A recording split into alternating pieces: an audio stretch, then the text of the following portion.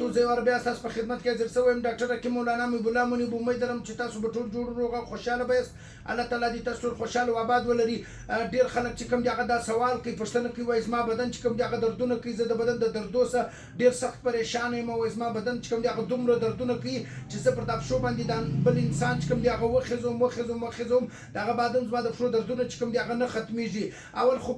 ګوره د ایروک اسید مسله چې کومه ده ایروک اسید مسله به اول موږ علامات چې کوم دغه به د ځان سره نوټو. که چیرې ستا بدن له د ایروک اسید بیماري راله ته به دا ځان ته څنګه معلوموې په کومه طریقه به معلوموې ته به دا په دې طریقه باندې معلوموې چې ستا د بدن دردونه چې کوم دي هغه بدن دردونه سته که نه سته او ټوله بدن دردونه کوي که یا خالي پښې لاسونه درد کوي یا خالي ملا درد کوي یا د هغه رقم ستا دویم ستا بدن کې کمزوري سته که نه دا به ته معلوموې. او بیا د هغه رقم چې کوم دي ستا د بدن چې کوم د جوړونه چې کوم دي دا جوړونه چې کوم دي هغه درد کوي که نه کوي دا جوړونه چې کوم دي هغه خالي د لاسو د درد کوي یا خالي د ملا د درد کوي دا به ته معلوموې. یعنې ټوټل د بدن بندونه جوړونه چې کوم دي هغه درد کوي که نه دا به ته معلوموې. کله چې تا دا معلوم کړي نو په دا پوه سه چې زما د ایروک اسید مسله چې ده هغه سته او بیا به د هغه د ټولو څه مخکې چې ته په دې خبر شولې چې زما د ایروک اسید مسله سته بیا به ته پرهیز شروع کوې. پرهیز به ته دا شروع کوې چې د ورځې سوې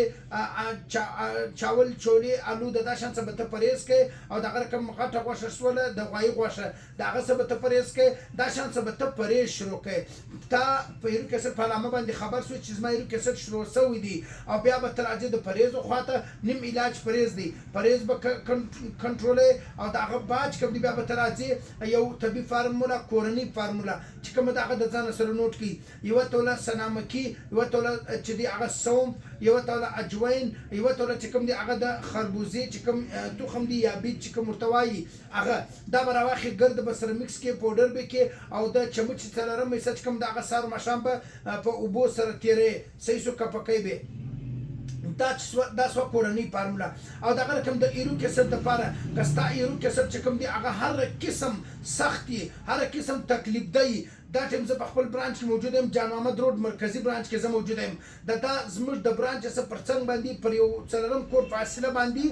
یو مریضو د هغه 18 کاله د ایروک اسید مسله وله هغه وایي چې زما ایروک اسید کوم دی هغه زما د بدن څخه د وتلو اراده لا نه لري. ما په فضل د هغه الله علاج ما وکړي الله تعالی دومره شفا ورکړه چې هغه ویل چې د هغه دا وینا وله هغه وسم د موجوده دی وایي چې زما د ایروک اسید مسله داسې ختم سوله چې زه بالکل ورته حیران شولم. او بل خبره د ایروک اسید لپاره چې کوم د اډو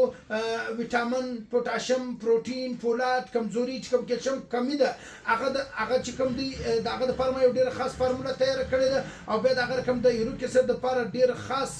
پوډر چې کوم دی هغه ما تیار کړی دي. که ستا ایروک اسید د بدن دردونه د جوړو دردونه د ملا دردونه د پښو دردونه که هر قسم ایروک اسید ستا دی په فضل د هغه الله یو کورس دوه کورس چې کوم دی هغه استعمال که او بیا د هغه رقم چې کوم دی شفا به موږ د خپل سره بس غواړو. که چیرې ته د پاکستان یا د هغه رقم بیرون ممالک په هر کونج کې په فضل د هغه الله چې کوم دی موږ د کوریر په ذریعه تا ته دا کورس در